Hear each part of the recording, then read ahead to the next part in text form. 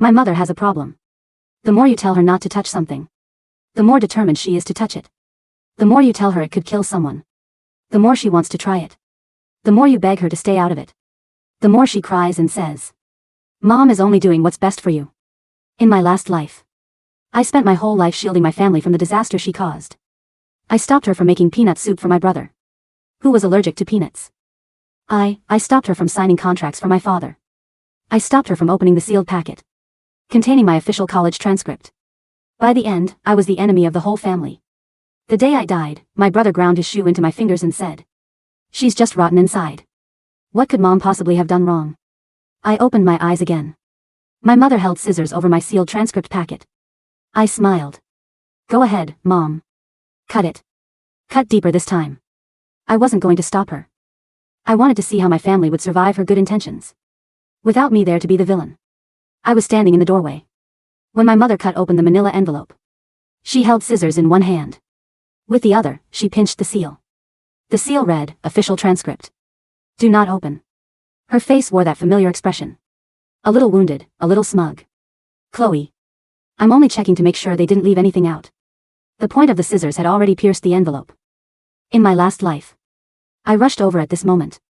I snatched it away and cried. I begged her not to touch it. I had just received my college acceptance.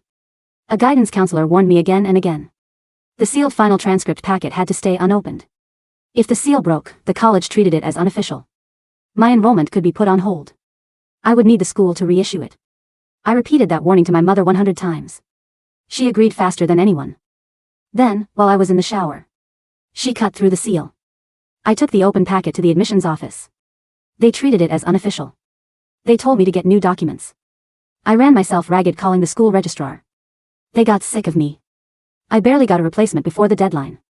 My father only said I had embarrassed him. "Your mother doesn't know any better. Why are you yelling at her? It's just an envelope. Who do you think you are?" My brother, Ethan Davis, was even more direct. He kicked over my suitcase and sneered.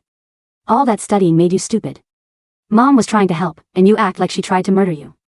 After that, I became the least considerate person in the family. They called me sharp-tongued, cold-blooded, incapable of appreciating my mother. No one knew that my mother's kindness had nearly ruined my life. No one knew that when I died in my last life, he had wept beautifully. "I only wanted to help her," she said. My father held her and cursed me with red-rimmed eyes. "Even dead, you won't let your mother have any peace. You ungrateful little monster." Ethan stood beside him, staring down at my bleeding hand. His voice was as cold as ice. "She deserved it." Remembering it made my fingertips tremble. Not from fear, from excitement. Once you have died once, turns out your family's true faces cannot hurt you anymore. My mother saw that I was quiet, and assumed I was about to lose my temper. She frowned and struck first. "What does that look for? I can't help you check it. You kids don't understand. What if the school put something in there by mistake?" I walked over, rested a hand on her shoulder, and spoke so gently that I barely recognized myself.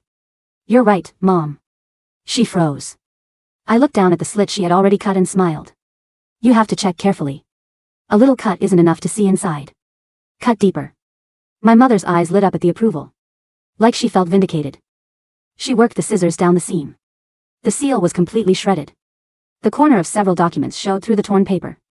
My father, Mark Davis, out of the bedroom just then and frowned. "What are you two doing?" My mother immediately hid the envelope behind her back. She had done the same in my last life. She felt guilty whenever she caused trouble. But the second I questioned her, she started crying. Then everyone came after me. This time I spoke first. "Dad. Mom is checking my transcript packet. She's worried I'll have trouble when I start college." His expression softened. He almost looked pleased. "That's more like it. Your mom means well. Stop talking back to her all the time." I nodded. "I know Mom only wants what's best for this family." My mother's eyes filled with tears.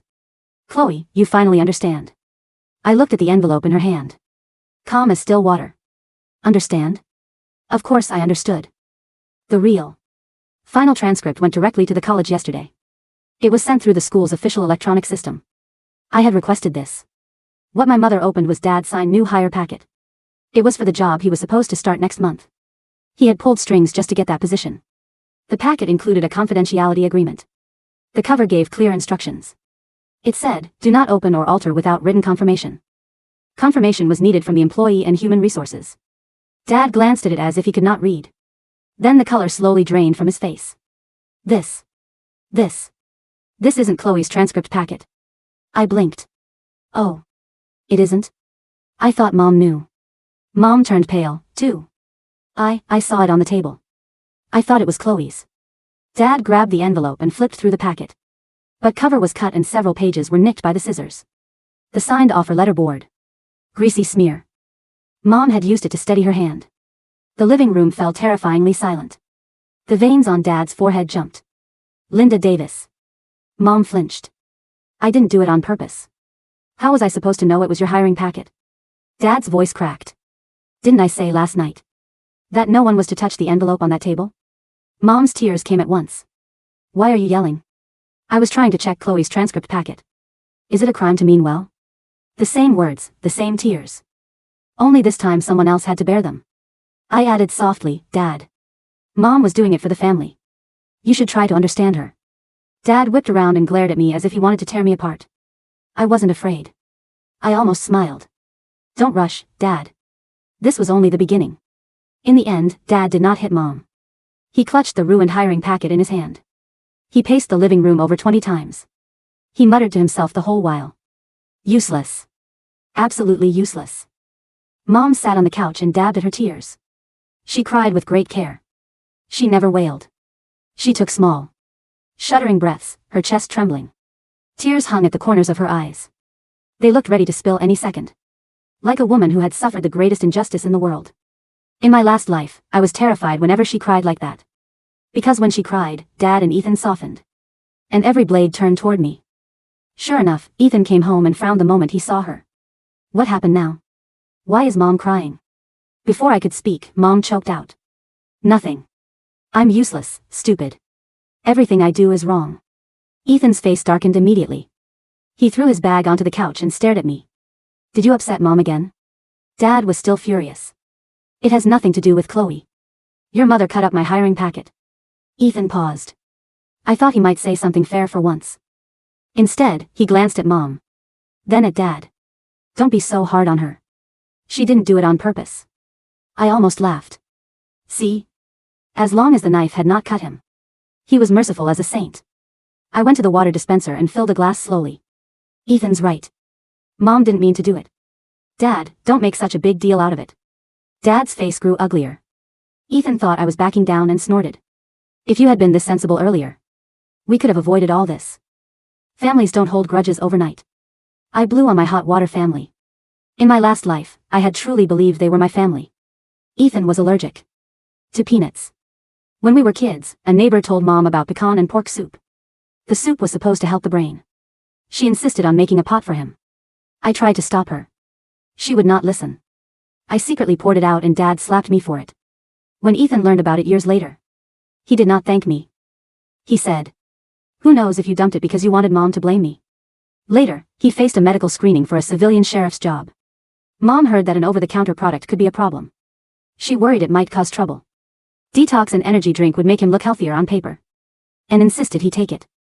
I hit the bottles overnight. He passed and got the job. He still called me spiteful.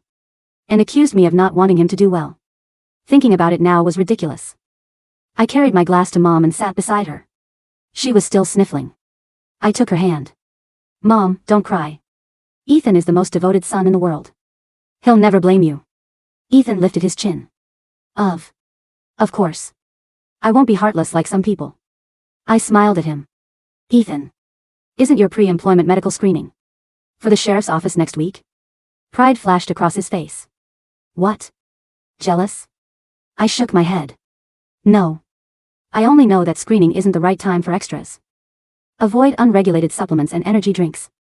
Detox kits are also a terrible idea. They can throw off your blood pressure, pulse or test results. I said it seriously. Ethan rolled his eyes. You think I'm an idiot?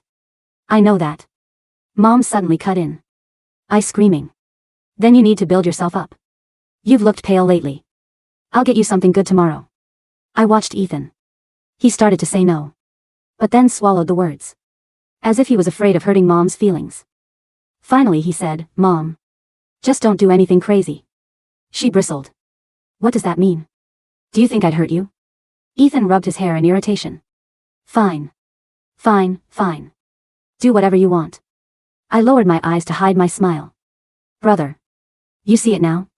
You took the disaster onto yourself. The night before the screening. Mom mixed up a murky drink in the kitchen. Its bitter chemical smell seeped under my closed bedroom door.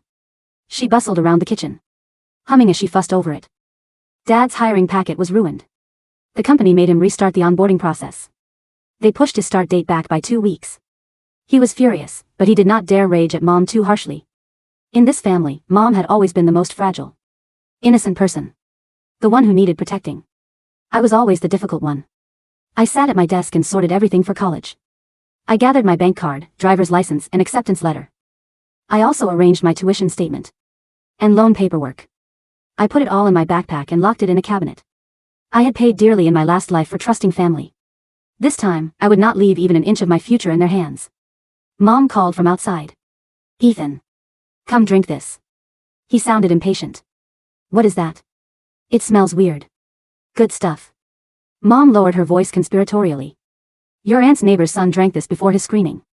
And his numbers were perfect. It has a detox powder, an energy booster, and 2 extra strength caffeine shots. It'll put some life in you. I watched Ethan raise the glass to his lips. He didn't know what was in it. Neither did Mom, not really. But I did. And I said nothing. The kitchen smelled of concentrated chemicals and scorched roots. It was an acrid, sharp scent that clung to the back of the throat, like sulfur mixed with cheap citrus syrup. Ethan held the glass up to the light. The liquid inside was a thick, murky orange, suspended with floating specks of undissolved gray powder. Drink it all, honey, my mother said, her voice dripping with that suffocating, honeyed warmth. She adjusted her apron, her face practically glowing with self-righteous devotion. I spent 2 hours stirring it on low heat. The herbalist online said the detox powder works best if you take it right before bed. It cleanses the liver and stabilizes the pulse. You'll go into that physical tomorrow looking like $1,000,000. Ethan hesitated. He was arrogant, yes, but he wasn't entirely devoid of self-preservation. He sniffed the rim, his nose twitching in disgust. Mom, this smells like motor oil.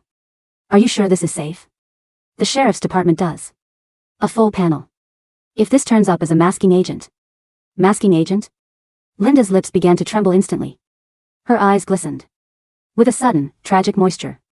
She took a step back, clutching her hands to her chest as if she had been struck with an iron rod. How could you say that to me? I stood over that stove until my knees throbbed. I'm your mother, Ethan. Do you think I'd poison my own son? I'm only doing what's best for you. There it was. The script. The precise, infallible guilt trap that had governed our house for 18 years. In my past life, this was the exact moment I would have stepped in.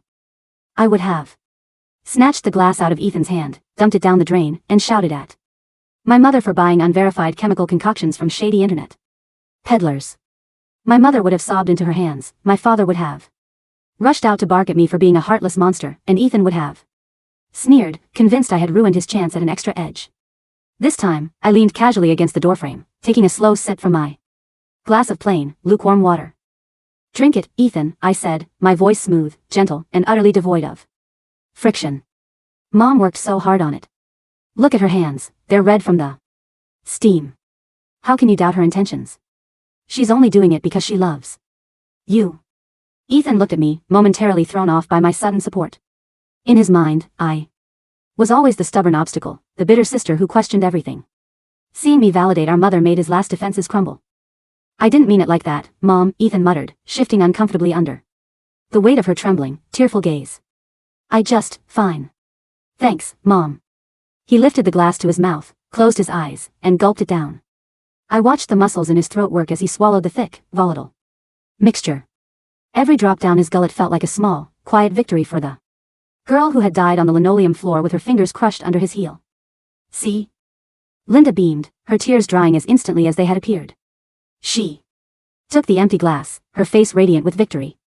A good son knows his mother only wants what's best. Yeah, Ethan rasped, coughing slightly as he wiped his mouth with the back of his hand. Tastes like battery acid, though. My stomach feels warm. That's the toxins leaving your body, Linda declared with absolute, unshakable authority. Go to sleep now. Tomorrow, you'll show those recruiters what a real man looks like. Ethan nodded weakly and walked past me toward his room. As he brushed by, I caught the foul smell of the mixture on his breath. I smiled at him, a soft, sisterly smile. Good luck tomorrow, Ethan, I whispered. I hope you get everything you deserve. The call came at 10:30 the next morning. I was sitting in my room, packing the last of my books into a sturdy canvas bag. My acceptance letter to the state university sat flat and crisp on my desk. Unsoiled, untouched. Downstairs, the front door slammed open with enough force to rattle the glass in. The windows. Linda. It was Ethan's voice, but it didn't sound like his usual smug, booming tone. It was strained, thin, and hysterical. I zipped my bag, walked calmly out of my room, and leaned over the second floor banister to watch the show. Ethan was standing in the foyer, his face flushed a violent, blotchy red. Sweat soaked the collar of his pristine button-down shirt. He was leaning heavily against the shoe rack, his chest heaving as if he had just run a marathon. My father walked out of the home office, holding a stack of printed emails, his ongoing, pathetic attempt to fix the damaged hiring packet Linda had ruined the day before. What is all this screaming about? Mark barked, rubbing his temples. Ethan? What's wrong with your face? Linda rushed out of the kitchen, her hands dusted with flour. Ethan. Honey. How did the screening go? Did they say you were the best candidate? Ethan dropped his gym bag onto the tile. His hands were trembling so violently. He couldn't keep them still. They failed me, Ethan choked out, his eyes wide with horror. They didn't just fail me. They called the police escort to walk me off the premises. The house went dead silent. What? Mark dropped his papers. Failed? On what grounds? You're an athlete. My blood pressure was 190/110. Ethan screamed, his voice breaking into a panicked squeak. My resting heart rate was 140 BPM. The doctor thought I was on heavy amphetamines or meth. They drew my blood and ran an immediate rapid panel. My liver enzymes were through the roof, and the urine test came back flagged for dangerous levels of unregulated stimulants and synthetic contaminants. Linda's hand flew to her mouth. What? No. That's impossible. It was just a natural herbal detox. A detox? Ethan lunged toward her, his face twisting into a mask of pure fury. They told me whatever I ingested was laced with illegally concentrated caffeine, anhydrous and industrial-grade diuretics. My heart is pounding like it's going to explode out of my ribs right now. They disqualified me from the sheriff's department indefinitely. I'm blacklisted from civil service, Mom. Blacklisted. Ethan, don't yell at your mother. Mark snapped, though his own voice lacked conviction. His eyes darted nervously between his son and his wife. She poisoned me. Ethan roared, tears of anger and panic bursting from his eyes. She gave me that disgusting slop last night. Linda staggered back, clutching her chest. The waterworks started right on cue. Heavy, glistening tears rolled down her cheeks as she sank against the wall. How could you say that? She sobbed, her voice trembling with tragic vulnerability. I stayed up all night. I paid $40 for that powder. Online. I only wanted your blood to be clean. I was doing it for you, Ethan. Everything I do is for this family. In my previous life, this was where I would have jumped in. I would have said, I told you so. I told you not to give him unverified chemicals. And then, Ethan, humiliated and desperate for someone to blame besides the mother who coddled him, would have turned his rage on me. Mark would have called me cold-hearted for kicking my mother while she was down. Not today. I walked down the stairs slowly, my footfalls quiet on the carpet.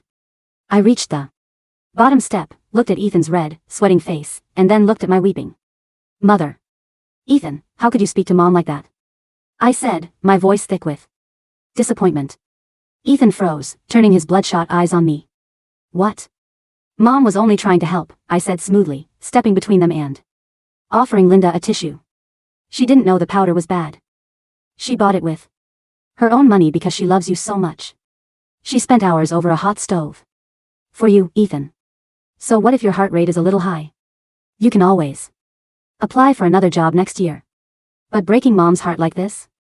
That's just cruel. Ethan stared at me as if I had grown a second head. Next year? Chloe, my career in law enforcement is ruined. They put me on a registry for suspicious substance abuse. Accidents happen, I replied calmly, rubbing my mother's shaking shoulder.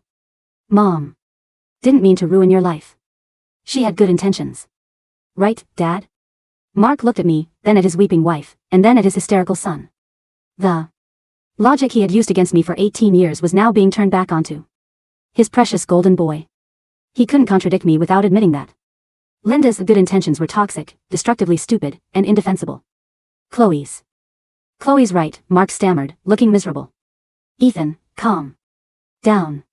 Your mother didn't do it maliciously. She just didn't know. She didn't know? Ethan shrieked, clutching his head in his hands. She's an idiot. She ruins everything. Linda gasped loudly, burying her face in her hands, letting out a pitiful, shuddering wail. My own son calls me an idiot after everything I sacrificed. Look what you did. Mark shouted at Ethan, stepping forward to comfort his wife. You made your mother cry. Go to your room. Go lie down until your heart slows down. Dad. She ruined my life. Go to your room. Mark yelled, his face turning purple with stress. Ethan stood there, gasping, betrayal radiating from every pore. He looked at my mother, who was hiding behind her tissue, whimpering softly. He looked at my father, who was scowling at him. And finally, he looked at me. I met his gaze. I didn't sneer. I didn't mock him. I just gave him a tiny, gentle, pitying tilt of my head. Welcome to my world, brother. He let out a choked sound of utter rage, kicked the shoe rack, sending sneakers flying across the foyer, and bolted up the stairs, slamming his bedroom door so hard a picture frame fell off the hallway wall and shattered on the floor.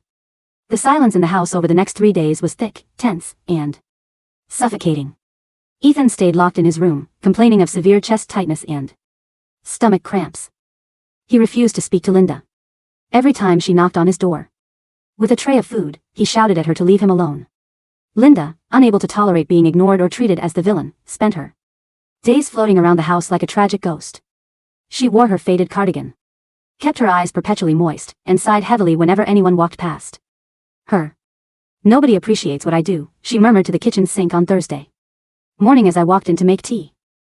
I give my youth, my blood, my tears to this family, and what do I get? Hatred. They'll come around, Mom, I said pleasantly, pouring boiling water into my mug. Ethan is just upset about his job. He doesn't mean it. He hurt my feelings, Chloe, she whimpered, looking at me with wide, pitiful eyes, desperate for me to console her. And your father, he hasn't touched me in days. He stays in that office all night, fussing over those stupid work papers. Dad is under a lot of stress, I said, leaning against the counter. The HR department at his new company is being very strict about that damaged hiring packet. They told him if he can't get official notarized copies of his security clearance and original tax filings by Friday, they're going to pull his job offer completely. Linda's ears perked up. The subtle shift in her expression was instantaneous, a tiny, terrifying spark of ambition returning to her eyes. They're going to pull his job, she whispered. Just because the envelope was a little torn? It wasn't just torn, Mom, I reminded her gently. The confidentiality seal was shredded, and there was oil on the signature page. Security-conscious companies hate that. Dad has to go to the downtown federal building today to get the replacement documents signed in person. He's very worried he won't make the 5 p.m. submission deadline. Downtown? Linda mused, her fingers tapping rhythmically against her apron. The downtown office has such long lines. Your father's back has been bothering him. He'll be standing for hours. I'm sure he'll manage, I said, taking my mug. He specifically told us not to touch the briefcase on his desk. He put all his original identification documents and his birth certificate inside it so he wouldn't lose them before he leaves at noon. Linda's eyes darted toward the hallway leading to Mark's home office. He left the briefcase on his desk? Yes. He told me 3 times, Chloe, don't let anyone touch that desk. He's very paranoid right now. Linda's mouth set into a thin, determined line. The familiar, terrifying madness was settling into her brain. Whenever she was accused of causing harm, her pathological coping mechanism was to perform an even larger, more intrusive act of help to prove her value. Your father doesn't know how to organize things, she muttered to herself, her voice dropping to a low, fanatical hum. He always misses the fine print. If I go in there and double-check his papers, make sure they're pre-sorted by color, he won't have to waste time at the counter. Mom, I said, putting a hand on her arm, forcing myself to look concerned. Dad was very clear. He said if anyone touches his documents, he'll lose his temper. He doesn't know what's good for him.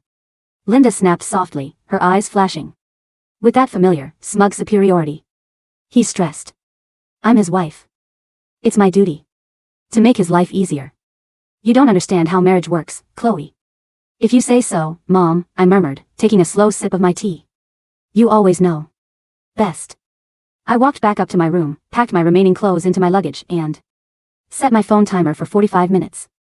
Downstairs, the house went quiet. Then came the soft, unmistakable sound of the office door squeaking open. In my last life, Mark's high-security corporate transfer had been saved because I caught Linda trying to iron out the wrinkles in his original birth certificate and official security forms. She had put a damp towel over them and used a boiling hot iron, melting the holographic official seal and smudging the original blue ink signatures. I had dragged her away from the ironing board, screaming at her to stop. She had dropped the iron onto the floor, burnt a hole in the rug, and started sobbing. When Mark came home, she told him I had pushed her while she was trying to press his shirts. Mark slapped me across the face, called me a violent brat, and rushed to save his papers, which were still intact. Only because I had stopped her in time. I sat on my bed, watching the second hand of my desk clock tick away. 10:15 a.m. 10:30 a.m. 10:45 a.m. A sharp, panicked scream echoed from the ground floor. No. No. Oh God, no. It was my father's voice. I waited 5 seconds, smoothed down my skirt, and walked downstairs. The scene in the study was a masterpiece of domestic catastrophe. The heavy oak desk was covered in steam. Linda stood near the window, holding a heavy-duty clothes steamer in one hand and a wet rag in the other. On the desk lay Mark's original state birth certificate, his official government security clearance form, and his signed corporate non-disclosure agreement. The heat and moisture from the high-powered steamer had melted the thermal ink security stamps on the official documents, turning large sections of the legal text into illegible black smears. Worse still, the moisture had caused the delicate, decades-old paper of his original birth certificate to disintegrate into a soggy, fiber-pulped mess under her wiping hands. Mark was on his knees, staring at the ruined paper on his desk, his face drained of all color. He looked 10 years older, his jaw hanging open in sheer, unadulterated shock. I just wanted to take the wrinkles out, Linda stuttered, shrinking back against the curtains, holding the steamer like a smoking gun. They looked so crumpled in the briefcase. I thought, if they looked neat and pressed, the HR people would like you better. My security clearance. Mark whispered, his voice trembling so hard he could barely articulate the words. That form took 6 months to process through federal background checks. The seal, the original signature, it's gone. It's completely destroyed. It's just paper, Mark. Linda cried, instantly resorting to her defense mechanism. Her face crumpled into a mask of righteous agony. Why are you looking at me like that? I was trying to help you. I stayed up worrying about your back. I didn't want you standing in line with messy papers. You ruined it, Mark breathed, his eyes wide and bloodshot as he looked up at her. The deadline is 5 p.m. today. It takes 4 weeks to issue a duplicate federal clearance form. They're going to rescind the offer. I don't have a job. Don't say that. Linda wailed, dropping the steamer onto the hardwood floor. With a loud thud. How can you blame me? I did this out of love. I worked so hard to steam them for you. Is it my fault the ink is cheap? I leaned against the doorframe, my voice calm, sweet, and perfectly toxic. Dad, I said softly, Mom stayed up all night worrying about you. She only used the steamer because she wanted your papers to look nice for the company. You shouldn't yell at her. Intentions matter more than results, don't they? Mark whirled around to stare at me. The words, the exact phrases he had beaten into my head for years whenever Linda destroyed my belongings, my school projects, or my peace, hung in the air like poison gas. He opened his mouth to rage at me, but the utter hypocrisy of his position paralyzed him. He looked at me, then at his weeping wife, then at the black-smeared, pulp-dissolved papers that represented his $150,000 a year executive career. A terrifying sound came out of Mark's throat, a choked, desperate gasp, and then he collapsed back onto his heels, grabbing his hair with both hands, letting out a raw, guttural groan of total defeat. From upstairs, Ethan yelled, "Can you guys shut up? My heart is still beating out of my chest." I stood in the doorway, looking at my family, the broken, screaming, sobbing mess of them, and felt a profound, beautiful sense of peace wash over me. Without me there to act as the shield, without me taking the blow, taking the blame, and fixing the wreckage behind them, they were devouring themselves. Alive. By Friday evening, the house felt like a bomb shelter after a strike. Mark had indeed lost the job. The corporate HR department, unwilling to deal with a candidate who couldn't produce valid, undamaged security clearances by the hard deadline, had politely rescinded the offer and filled the position with their backup choice. Mark was now officially unemployed, facing a massive mortgage, 2 maxed-out credit cards, and a son who couldn't work for civil service. He spent the entire day sitting in the living room in his undershirt, staring blankly at the dark television screen, holding a glass of cheap whiskey. Ethan stayed in his room, muttering angrily to his friends on his gaming headset, complaining that our mother had poisoned him and ruined his future. Linda could not bear the silence. She could not bear the fact that the 2 men in her life looked at her with cold, simmering resentment. A covert narcissist cannot survive in a vacuum of hatred. They need admiration, or at the very least, total compliance with their narrative of innocence. At 4 p.m., I came downstairs to grab a bottle of water. The kitchen was filled with the heavy, rich scent of roasting nuts and boiling broth. Linda was at the stove, stirring a large stainless steel pot with a long wooden spoon. Her eyes were red, but her chin was set with a manic, terrifying resolve. "What are you making, Mom?" I asked softly. Linda jumped slightly, then looked at me, a desperate, eager smile breaking across her face. "Chloe." "Oh, Chloe, I'm making a special soup for the family. It's an old traditional recipe. Pecan, pork rib, and braised nut stew." I paused. My heart gave a single, slow thump in my chest. "Pecan and nut stew?" I repeated carefully. "Yes," Linda said, nodding vigorously. "I read an article today on a health blog. It said tree nuts and root vegetables have high concentrations of neural repair compounds.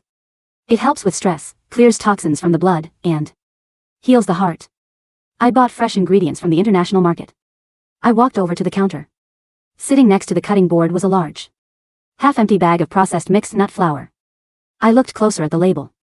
Ingredients: pecans, walnuts, cashews, peanuts, processed in a facility that handles tree nuts. Ethan was severely, lethally allergic to peanuts. When we were children, he had spent 3 days in the intensive care unit after eating a cookie contaminated with peanut dust. His throat had closed in seconds.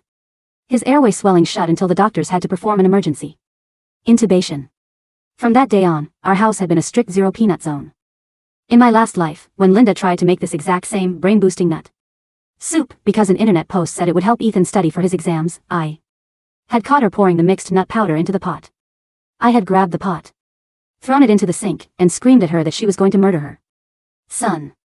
Linda had cried, Dad had slapped me, and Ethan had accused me of being a dramatic, attention-seeking psycho who just wanted to ruin Mom's cooking. I looked at the bubbling, aromatic broth in the pot. The brown powder was completely dissolved, invisible in the thick, savory liquid. "Mom," I said, my voice smooth and devoid of any tremor. "Did you check the ingredients on that nut powder?" Linda waved her hand dismissively, not even looking at the bag. "Oh, it's all natural, Chloe. Pure organic pecans and walnuts." The seller swore its top quality. "Ethan is severely allergic to peanuts, Mom," I said gently. "What if there are peanuts in that mix?" Linda froze for a second, then frowned, looking at me with that familiar, wounded condescension. "Chloe, don't start," she sighed, shaking her spoon at me. "Why must you always be so paranoid and negative?" I asked the lady at the market, and she said it's a traditional brain soup. They've been making it for thousands of years. Do you think people thousands of years ago had silly allergies? Ethan's allergy was just something he had when he was a little boy. He's 22 now. His body has changed. Has it? I asked. Of course it has, Linda said firmly, convincing herself instantly with her own absurd logic. Besides, even if there was a tiny speck of peanut in here, which there isn't, boiling it at high heat kills all the bad stuff. The heat neutralizes the toxins. Everyone knows that. Boiling heat does not neutralize peanut proteins. It actually denatures them in a way that can make them even easier for the immune system to violently react to. I knew this. I had spent hours studying immunology during my freshman year. Pre-med courses I had excelled in before my family dragged me down. "You're so smart, Mom," I said, looking her straight in the eyes. "You always think of everything." Linda's face lit up with absolute delight. She patted my cheek with her warm, flour-dusted hand. "Finally, a child who appreciates me. Go tell your father and brother that dinner will be ready in 20 minutes. We're all going to sit down." Together as a family, eat this nutritious soup, and move past all this nonsense. I'll tell them, I said. I walked upstairs to Ethan's room. I knocked on his door. What? Ethan shouted from inside. I opened the door. He was lying on his bed, scrolling through his phone, looking miserable and pale. Mom's making a special soup for dinner, I said softly. She spent all afternoon on it. She said it's designed to flush out the toxins from that detox powder you drank and repair your heart. Ethan scowled. I'm not eating her slop. She's really heartbroken, Ethan, I said, leaning against the frame, my voice dripping with gentle persuasion. Dad is down there looking miserable because he lost his job. Mom is trying so hard to fix the family. If you reject her dinner, Dad is going to lose his mind on you. Just come down, eat a bowl, and make her happy. For Dad's sake. Ethan bit his lip, considering it. He was terrified of Mark's mounting rage, and he knew that stepping out of line right now would make him the target of our father's frustration. Fine, Ethan grumbled, swinging his legs off the bed. What kind of soup is it? Anyway? She said it's a traditional herbal pork stew, I replied smoothly. Very rich. Very savory. Whatever, Ethan muttered, brushing past me. As long as it doesn't have those stupid detox chemicals in it. No chemicals, I assured him, watching his back as he walked down the hall. Just pure, home-cooked love. The dining room table was set with our best porcelain. Linda beamed as she brought out a large, steaming tureen of thick, dark broth. She ladled generous portions into 4 bowls, placing the largest, most soup-filled bowl directly in front of Ethan. Eat up, everyone. Linda declared, sitting down and clasping her hands under her chin like a proud matriarch. This recipe has been passed down for generations. It builds up the blood, strengthens the lungs, and heals the brain. Mark sat across from her, staring blankly at his bowl. He looked completely defeated, his spirit broken by the loss of his career, but he picked up his spoon anyway. In this house, eating Linda's food was the compulsory ritual of submission. Ethan picked up his spoon, blew on the dark broth, and took a large, deep swallow. Mark muttered absently, swallowing a spoonful. It's thick. It's the roasted nut powder, Linda said proudly, her eyes shining with manic self-congratulation. It gives it that rich, earthy flavor. Ethan paused, his spoon halfway to his mouth. He smacked his lips. A strange look flashed across his face, a momentary confusion. Nut powder? Ethan asked, his voice suddenly sounding a bit thick. What kind of nut powder? Oh, just traditional healthy nuts. Linda said brightly, waving her hand. Pecans, walnuts, builds up your immunity. Ethan swallowed hard. He cleared his throat once. Then twice. Mom. Ethan said, his voice dropping an octave, sounding oddly raspy. My throat feels itchy. Linda laughed, a light, musical, dismissive laugh. Oh, don't be silly, Ethan. That's just the spices working. It's clearing out your sinuses. Ethan set his spoon down. His hand was beginning to shake. He reached up and touched his neck. No. Mom, my tongue feels huge. Mark frowned, finally looking up from his bowl. Ethan? What's wrong with your voice? I can't. Ethan gasped, his eyes suddenly widening in sheer, unadulterated terror. He tried to draw a breath, but a sharp, high-pitched whistling sound came out of his throat instead. Strider. His airway was closing. Ethan. Mark dropped his spoon, standing up so fast his chair fell backward. With a loud crash. Ethan, what's happening? I.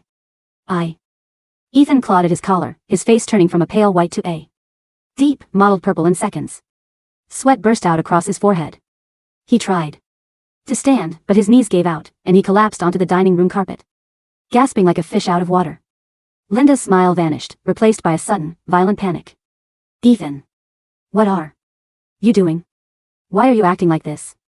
He's having an anaphylactic shock. Mark screamed, dropping to his knees beside his son. Ethan. Where is your EpiPen? Where is it? Ethan clawed at his chest, his eyes rolling back in his head, unable to speak. Unable to breathe. EpiPen? Linda gasped, her face draining of color. The green plastic tube. Mark whirled around to look at her, his eyes wild with terror. Yes. The EpiPen. Where is it? Linda began to tremble, backing away from the table, her hands twitching nervously. Last week when I was cleaning Ethan's room. I saw it on His nightstand. It was expired by 2 months. The internet said expired. Medicine turns into toxins. So I threw it in the trash bin outside. You what? Mark roared, a sound so loud, so guttural, it sounded like a dying animal. I thought it was bad for him. Linda shrieked, bursting into violent, hysterical tears. I was trying to protect him. I was only doing what's best for him. Call 911. Mark screamed, grabbing Ethan's thrashing shoulders. Call an ambulance. Mark scrambled for his phone on the table, his hands shaking so badly he dropped it onto the floor. I stood by the sideboard, watching the scene unfold with absolute, icy stillness. Ethan was on the floor, gasping for air that wouldn't come, his lips turning blue, his body twitching violently. He looked at me, his swelling, bloodshot eyes locking onto mine through the haze of asphyxiation. In his eyes, I saw it. The realization. The horrific, terrifying understanding of what his mother's love truly was. I didn't panic. I didn't rush forward to give him CPR. I didn't scream. I calmly reached into my pocket, pulled out my phone, dialed 911, and put the receiver to my ear. Hello, operator. I said, my voice perfectly clear, steady, and loud enough for everyone in the room to hear. I need an ambulance at 742 Evergreen Drive. My brother is having a severe, life-threatening allergic reaction to peanuts. My mother deliberately fed him nut stew containing peanut flour, and she threw away his emergency EpiPen last week because she thought she knew better than his doctor. Chloe. Linda shrieked, lunging toward me with red, tear-stained eyes. How could you say that to the operator? I didn't do it on purpose. I didn't know. I stepped back, gracefully avoiding her reaching hands, keeping my eyes fixed on her face. Stay back, Mom, I said smoothly into the phone. Please hurry. My mother is currently interfering with the emergency call.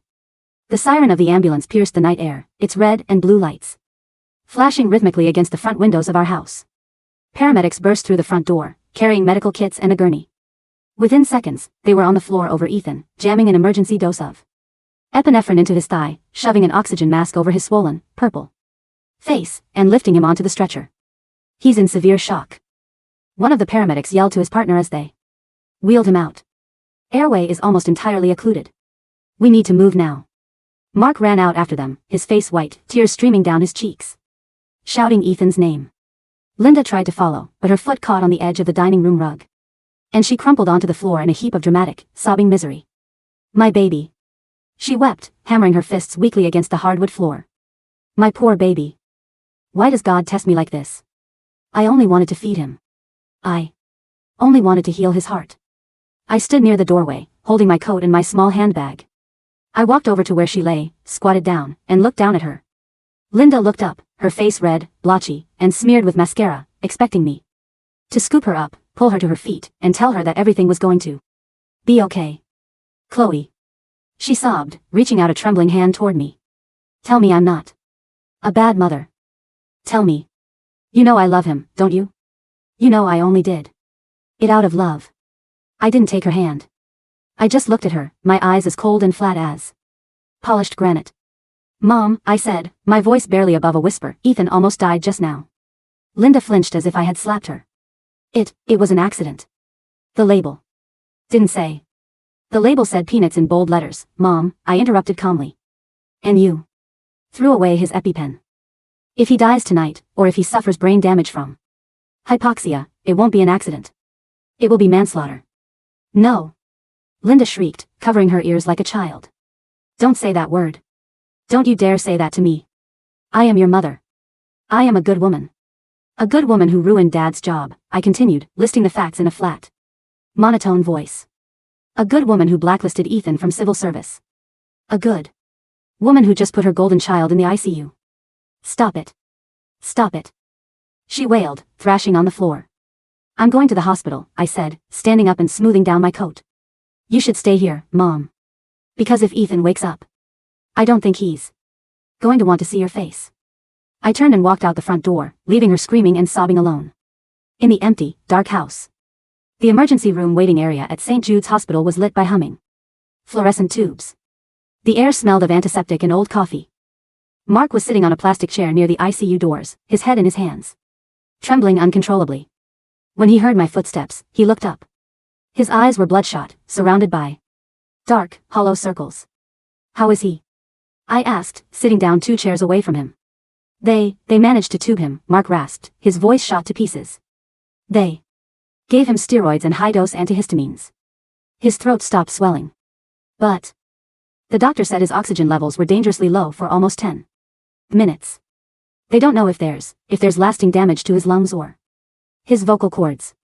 I nodded slowly. At least he's alive. Mark leaned back, staring up at the acoustic ceiling tiles. What happened to us, Chloe? He whispered, his voice trembling with a terrifying, hollow despair. In just 1 week. I lost my career. Ethan lost his job. And now he's in the ICU. How did everything fall apart so fast? I looked at my father. The man who had spent my entire life telling me that I was the problem, that I was the dark cloud over this family, that my mother was a saint who could do no wrong. It didn't fall apart fast, Dad, I said quietly. Mark turned his head to look at me. What? Mom has always been like this, I said, my voice calm, steady, and devoid of anger.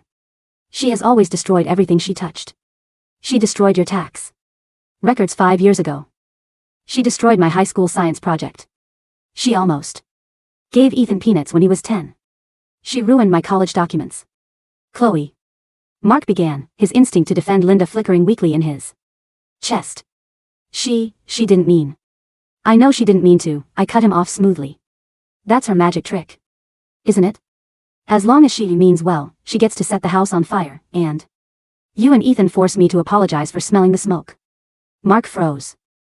He stared at me, his jaw slightly open, the truth of my words striking him like a physical blow. In the past, I continued, looking straight ahead, I was the one who ran around blowing out her fires. I stopped her from giving Ethan the soup when he was a kid. I reordered your documents. I fixed her mistakes. And do you know what you two did? Mark didn't answer. He couldn't. You called me a monster, I said softly. You told me I was cold-blooded, sharp-tongued, and incapable of loving my mother. Ethan kicked my luggage. You scolded me for making her cry. A thick, suffocating silence fell between us. So this week, I said, turning my head to smile at him, a small, serene, terrifying smile. I stopped stopping her. Mark's eyes widened in horror. You knew? I knew she opened your hiring packet, I said. I knew she used the steamer on your security clearance. I knew she mixed that detox powder for Ethan. And I knew she put nut flour into that soup. Mark gasped, scrambling up from his chair, pointing a shaking finger at me. You let her do it? You let her poison your brother? I didn't poison him, Dad, I replied, my voice remaining completely level. Mom. I just didn't get in her way. After all, who am I to interfere with a mother's love? Isn't that what you always told me? Mom is only doing what's best for you. Mark staggered back, slamming his spine against the wall. He looked at me as if he were staring at a ghost, a creature he had created with his own hands, now standing before him, immune to his cruelty, entirely untouchable. You're crazy. Mark whispered, his lips trembling. You're a demon. No, Dad, I said, standing up and pulling my strap over my shoulder. I'm just a girl who learned her lesson. I spent my last life dying for this family. In this life, I'm going to college. The doors to the ICU burst open. Linda ran into the waiting room, her hair wildly disheveled, her face streaked with dirt and old tears. She had driven herself to the hospital, desperate to reclaim her role as the grieving, tragic mother at her son's bedside. Where is he? Linda cried, rushing toward Mark. Where is my baby? Mark, tell me he's okay. Mark didn't look at her with comfort. He didn't wrap his arms around her.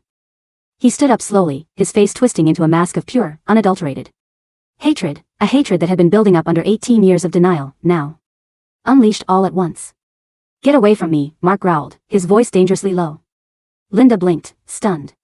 Mark? Honey? What are you? Get away from me. Mark screamed, stepping forward and shoving her back with both hands. Linda stumbled, hitting the plastic chairs with a loud clatter. Mark. How can you shove me? I'm your wife. I came here out of love. Love? Mark yelled, his voice echoing through the hospital corridor, drawing the attention of nurses and security guards. You destroyed my life. You destroyed my career. You poisoned our son. You are a parasite. A stupid, destructive, psychotic parasite. Mark. Linda wailed, sinking to her knees, instantly resorting to her ultimate defense, her tears. How can you say those awful things to me? I only ever tried to help this family. I sacrificed my youth for you. I don't care. Mark roared, towering over her, his fists clenched so tight his knuckles were white. I want you out of my house. I want a divorce. I'm calling the police tomorrow and telling them you intentionally threw away Ethan's medicine and fed him peanuts. No. No. Linda shrieked, her voice turning into a high-pitched, pathetic squeal. Ethan. Tell him.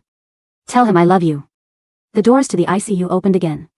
A nurse rolled Ethan out in a wheelchair. He was awake, but he looked terrible. His face was swollen, his eyes bloodshot. And an oxygen cannula was strapped under his nose. He had an 4-line dripping medicine into his arm. What is all this noise? The nurse scolded sharply. This is an ICU floor. Linda saw Ethan and scrambled across the floor on her hands and knees toward his wheelchair like a crazed animal. Ethan. My baby, she sobbed, grabbing the armrests of his wheelchair. Tell your father. Tell him I didn't mean to. You know Mom loves you, don't you? You. No, I'm the only one who truly cares about you. Ethan looked down at her. The swollen, red face of his mother, the face that had hovered over him his entire life, smothering him with love, feeding him poison, destroying his boundaries, was inches from his own. Ethan's hand, still weak from the 4, lifted slowly. For a second, Linda thought he was going to touch her cheek, to comfort her, to play his part as the golden son who always took her side. Instead, Ethan shoved her face away with his palm. Get away from me, Ethan rasped. His vocal cords were severely damaged by the swelling and the emergency intubation. His voice sounded like dry leaves scraping over concrete. You, almost, killed me. Ethan. Linda gasped, clutching her chest as if her heart had literally broken in two. No. I made the soup for your brain. Shut up. Ethan croaked, tears of rage springing to his bloodshot eyes.